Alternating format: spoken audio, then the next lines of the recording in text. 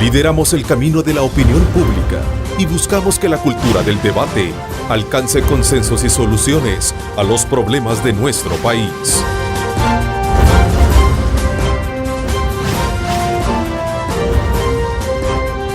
Diálogo con Ernesto López. Buenos días, El Salvador. Un fin de semana bastante largo para algunos y para otros, pues aquí estamos, atentos a poder cumplir con nuestras obligaciones y llevarles, como siempre, nuestros temas importantes de país, a efecto de que usted pueda recoger los insumos pertinentes y construir su propia lectura de los mismos. Buenos días, bienvenidos a este lunes 28 de diciembre. Somos Cadena Megavisión, canales 15, 19 y 21, cubriendo todo el territorio nacional. Iniciamos la última semana del año teniendo como invitado a un emblemático funcionario público que ha tenido a bien jugar un papel casi contestatario respecto a la política de seguridad versus el estado actual de la criminalidad en el país. Me refiero al doctor José Miguel Fortín, director del Instituto de Medicina Legal, con quien esta mañana vamos a hacer una evaluación al cierre del año, que por cierto ha sido calificada por las autoridades policiales como difícil, sumando que el número de homicidios, según Medicina Legal, podría llegar hasta o superar hasta los 6.600 muertos este año. Así es que a pocos días para concluir lo que significa el año 2015, sin duda alguna, el impacto de la violencia en el país seguirá siendo el más grande desafío a resolver para el próximo año. ¿De qué se trata? Pues una evaluación respecto a este ejercicio del cual hemos tenido a bien conocer de manera in situ sobre los 5 años de trabajo del director de Medicina Legal y los grandes retos que se presentan para el próximo año. Como siempre, nos enlazamos con nuestra compañera de labores, Lorena Melara, para que nos dé los insumos pertinentes a esta hora de la mañana. Como siempre, Lorena, buenos días, y poder de alguna manera tener todas esas, digamos, informaciones o datos pertinentes que nos van a ayudar a comprender y entender mejor nuestro tema esta mañana. Gracias, Ernesto. Buenos días para ti y para el invitado que te acompaña esta mañana. Como ya lo mencionabas, es un tema bastante difícil porque deja luto en decenas de familias salvadoreñas y en otras tantas la preocupación que embarga los 18 homicidios diarios con los que cerramos el año. Veamos.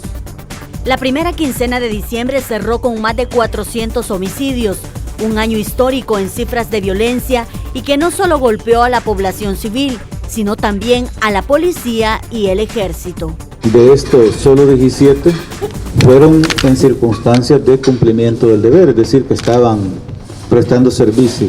A esto se añade que el 90% de los homicidios fueron cometidos con armas de fuego y debido a que la mayoría de las órdenes criminales provienen de las cárceles, se evalúan más controles con el uso de la tecnología. Para tener escáner, ¿verdad?, de cuerpo entero, se llama, cuerpo entero, para ir minimizando. En eso se van a someter todos, tanto la gente que llegue a visitar a los privados como también el personal nuestro. Con estas minuciosas revisiones se evitará el ingreso de ilícitos, como los celulares utilizados para las extorsiones. Ernesto, otra de las expectativas para este 2016 son los resultados que pueden traer las medidas sugeridas por el Consejo Nacional de Seguridad y Convivencia Ciudadana, instaurado en este año por distintos sectores de la sociedad.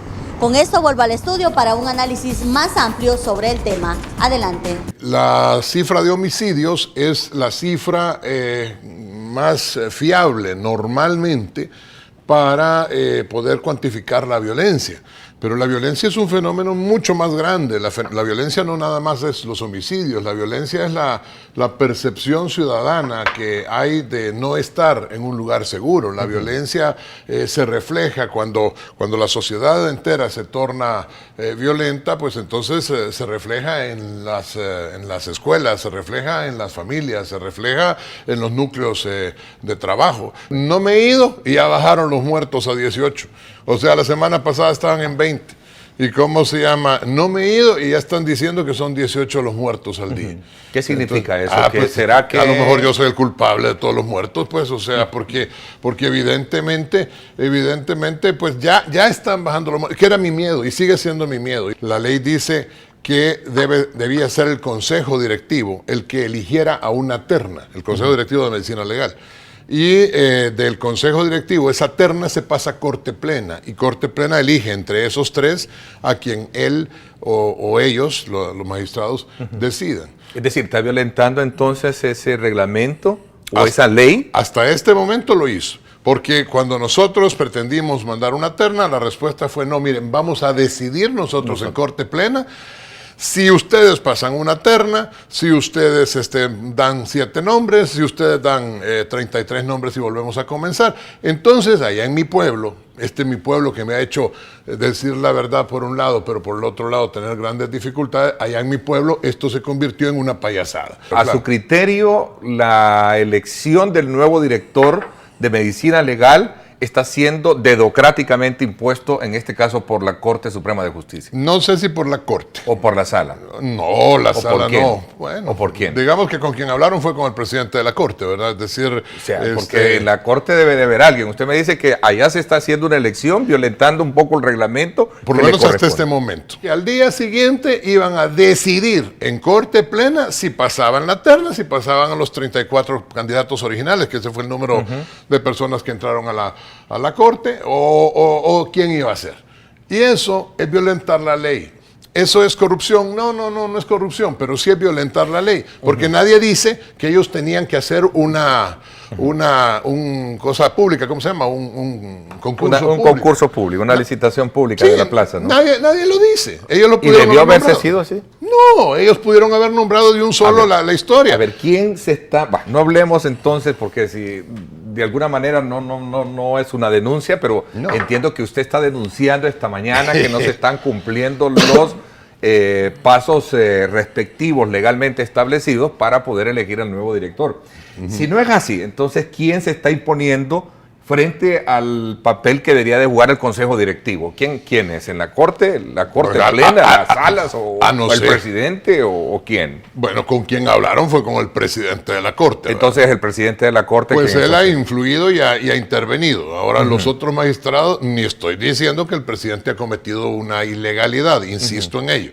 Estoy diciendo que yo, José Miguel Fortín, no entiendo fácilmente, porque una de mis grandes limitaciones, licenciado, es que para mí el pan es pan y el vino es vino.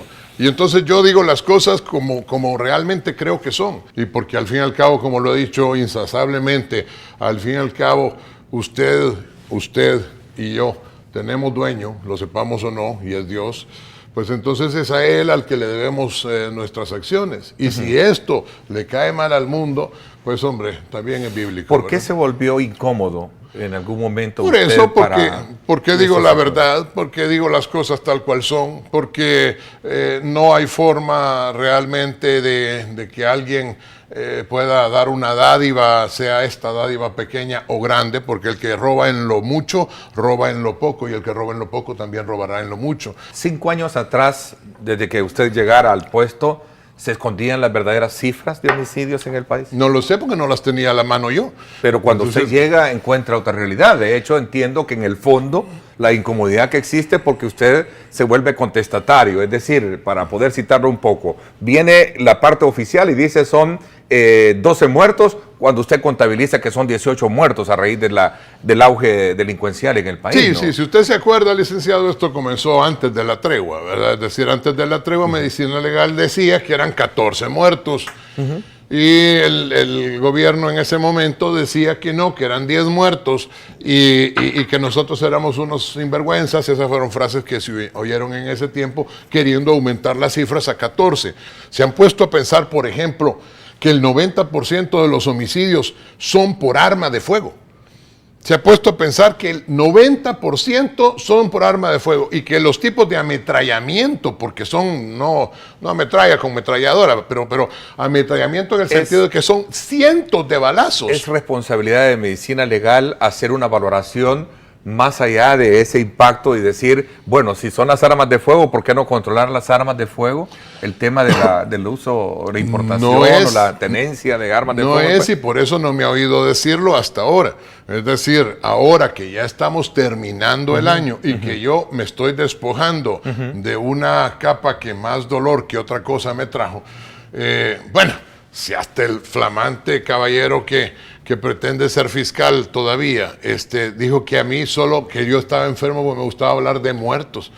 Por Dios, ese sí que anda perdido en el espacio sideral. O sea, ese, en serio que es como un poquito como Eva, el Día de las Madres, pues, o sea, si realmente, que no se ha dado cuenta que ese es precisamente el trabajo de medicina legal. Pero regresando al punto, entiendo de que lo incómodo para las autoridades fue el hecho de que usted se volviese contestatario de lo que se decía. Y lo voy a hacer siempre, porque el funcionario que no interprete su trabajo y que no diga, y lo voy a hacer siempre sabiendo ya que dejo de ser funcionario en 3 días.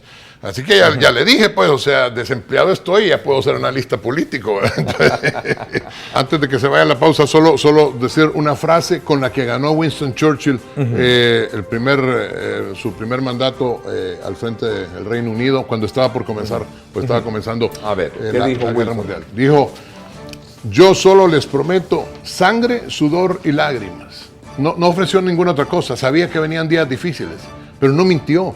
Y eso es lo que nuestros políticos tienen que aprender, a no mentir, porque eso es jugar con la inteligencia de los salvadoreños, y es pensar que los salvadoreños creen, por ejemplo, si aquí vivimos en el país, Alicia del País de las Maravillas, pues no, vivimos en un país lleno de cualidades y virtudes, pero también con defectos y peligros. Que en medicina legal no suele tener compadrazgos con nadie, es decir, no suele, porque no sé qué viene, pero no suele tener compadrazgos con nadie. Y por eso le hemos caído mal al que está en este momento en el grupo de poder. Pero le voy a poner otro ejemplo. Similar si fuera otro gobierno, de otro color, de otro instituto. Si yo fuera el director sería igual. Si yo fuera el director sería exactamente igual. Y eso sí, entonces le caería mal al otro grupo seguramente.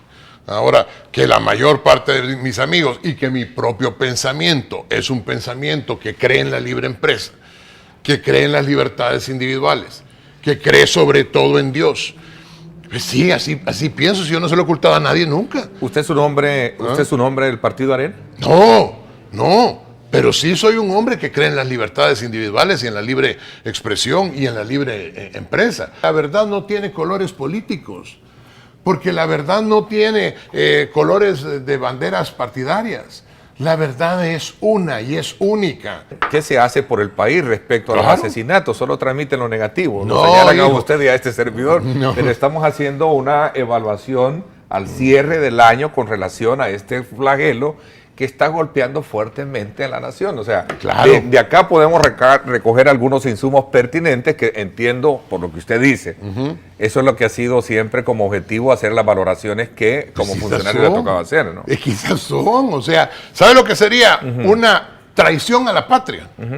Lo que sería una traición a la patria sería ocultar las cifras de los homicidios.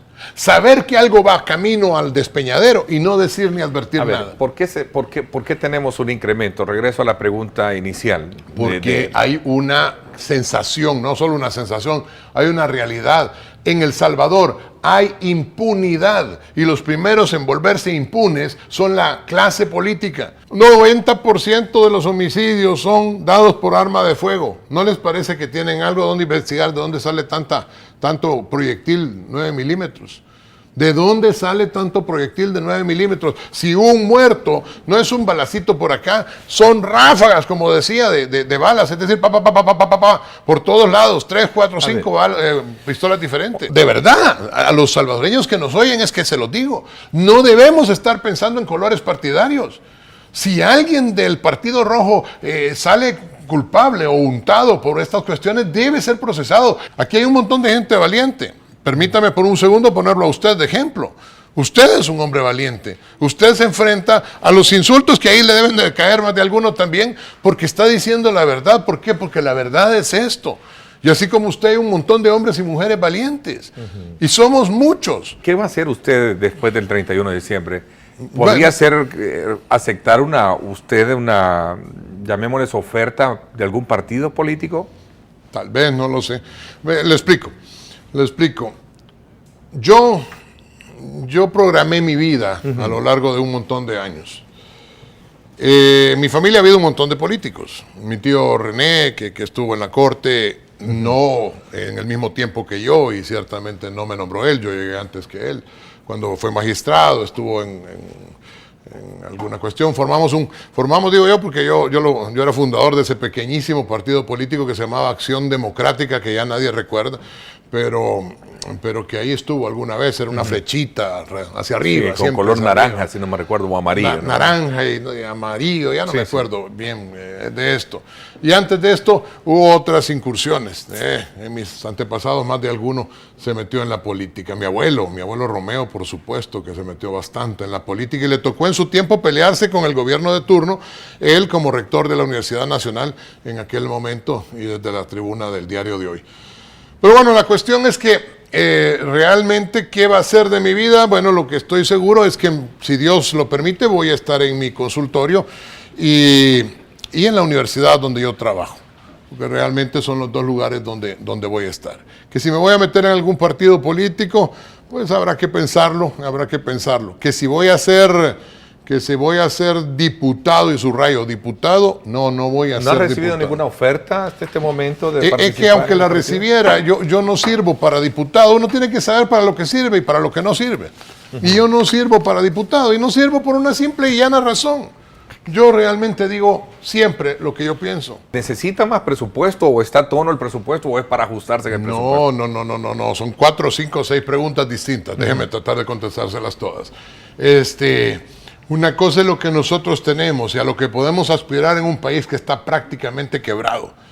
Un país que está quebrado no puede seguir endeudándose, no puede seguir sacando todo a través de, ¿cómo se llama?, de denme más dinero, ayúdenme los del extranjero. Es que nosotros tenemos que encontrar una solución.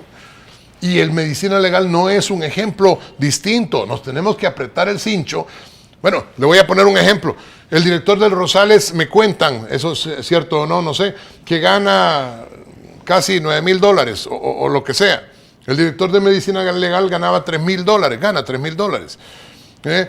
No tengo gasolina porque yo me la quité, no tengo vehículos seguidores ni nada de eso porque yo me lo quité, no tengo ninguna otra prebenda porque yo me la quité, porque me parece que es absolutamente indigno en un país que está casi quebrado andar con todas estas cuestiones. ¿No usaba usted combustible entonces? No, vales de combustible, entonces no tenía ningún vale de combustible. Tanto que ahora, qué pena para el que llega director, que no lo debe saber, pero ya quedó abolida esa cuestión. Es decir, no, es que ese es el punto. Es que el punto al que yo estoy hablando es que uno debe decir lo que piensa y pensar lo que uno hace. Gracias. Por mi parte, esto es todo por hoy. Pásenla bien y, como siempre, recuerden lo más importante: amar a Dios sobre todas las cosas.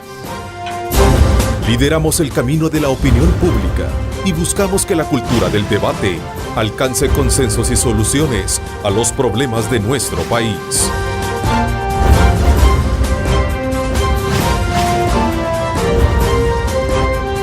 Diálogo con Ernesto López.